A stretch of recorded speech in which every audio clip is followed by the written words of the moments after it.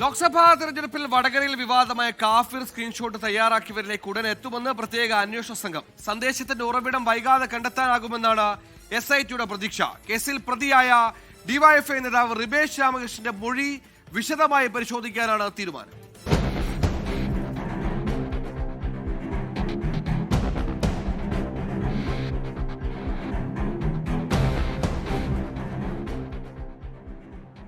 റിബേഷ് രാമകൃഷ്ണൻ മുൻപ് അന്വേഷണ സംഘത്തിന് നൽകിയ മൊഴിയും SITക്ക് നൽകിയ മൊഴിയും തമ്മിൽ വൈരുദ്ധ്യമുണ്ടെന്ന നിഗമനത്തിലാണ് അന്വേഷണ സംഘം.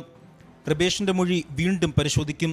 സ്ക്രീൻഷോട്ട് എവിടെ നിന്ന് ലഭിച്ചുവെന്ന ചോദ്യത്തിന് കൃത്യമായ ഉത്തരം റിബേഷ് അന്വേഷണ സംഘത്തിന് നൽകിയിട്ടില്ല. പരിശോധനയ്ക്ക് അയച്ച പല മൊബൈൽ ഫോണുകളുടെയും ശാസ്ത്രീയ പരിശോധനാ ഫലവും ലഭിക്കാനുണ്ട്. ഇത് ലഭിച്ചാൽ അന്വേഷണം അവസാന ഘട്ടത്തിലേക്ക് എത്തുമെന്നാണ് SITയുടെ വിലയിരുത്തൽ.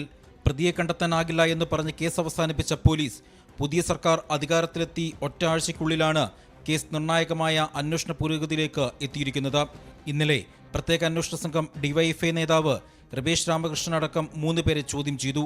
സന്ദേശം ആദ്യം പ്രചരിപ്പിച്ചതെന്ന് കഴിഞ്ഞ സർക്കാർ കാലത്ത് കണ്ടെത്തിയ ആളാണ് DYFI വടകര ബ്ലോക്ക് പ്രസിഡന്റായിരുന്ന റിബേഷ് രാമകൃഷ്ണൻ. 24 കോഴിക്കോട്.